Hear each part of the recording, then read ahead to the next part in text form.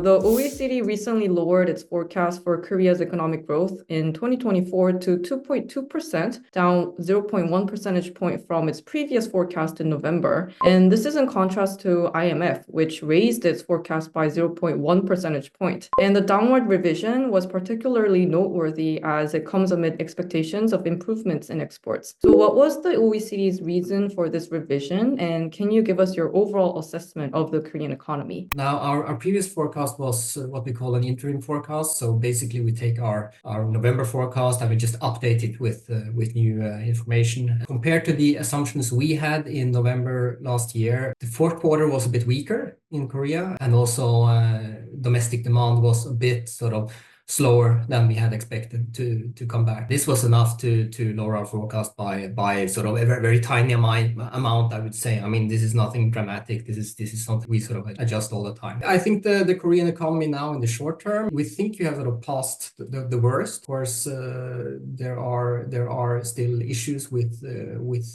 continued weak domestic demand, and we hope this will improve going forward, and there are issues with project finance and the housing market, but we also kind of think that the worst is already behind the Korean economy. And at a seminar organized by the OECD and the Ministry of Trade, Industry, and Energy last year, you stated that the structural reforms are needed to solve Korea's fiscal problems. And in another media interview, you pointed out that Korea may end up going through what Japan has experienced. So can you elaborate on this point? Why I draw the link to Japan is that Japan was in a similar situation to Korea, and then it experienced rapid aging, and public debt went from 50-60% of GDP up to 200%, which is what kind of happens if you don't either raise taxes or reduce the public service level to account for the cost of aging. In Korea, the cost of the additional cost of aging connected to pensions, healthcare, long-term care would imply roughly 10% extra taxes by 2060. 10% extra taxes as a share of GDP,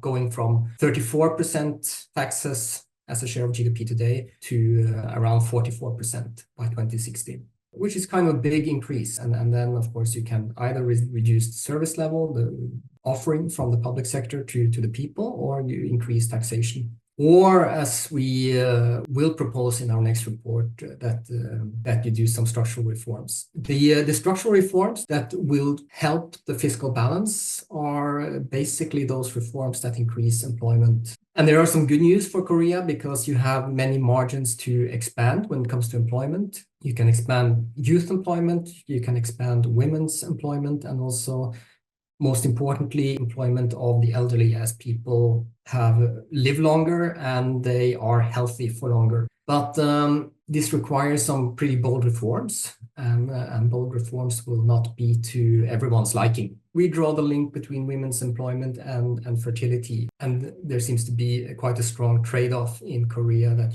many need to choose either to go all in or in their careers, which women now have the opportunity to do, as previous generations perhaps didn't have the same opportunity, but now women have the opportunity to choose. But the problem is that they have to choose. It's very difficult to combine. And we see like sort of three sort of main underlying drivers behind this. One is that what you call the sort of quantity-quality trade-off, when people have higher incomes and higher human capital, then you tend to reduce the number of children to invest in their education, which is of course very relevant in Korea. And this has a cost which is quite high in Korea. And you also have other costs that you can sort of put in the same box. This is housing, for example. And then you have policies sort of counteracting this. You have public education in Korea, and you have a quite well-developed child care system. This is good, but there are also some gaps. But then the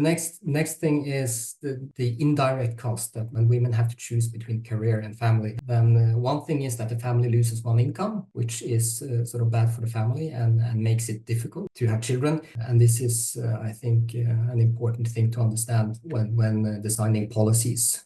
So policies really need to go towards gender equality, and I think it's also a very good thing for men. Are there any specific reform measures that OECD would recommend for Korea? Well, one sort of overarching reform, which is not even one reform. I mean, it's a package of reforms, is to increase productivity in small and medium-sized enterprises. Because you have so large productivity gaps between the smaller companies and the large companies, notably the chaebol, but not just them. And this leads youth to postpone the labor market entry. And it also affects women if they take a leave to have children. So these policies are important for youth and women. When it comes to women, of course, there are some gaps to childcare.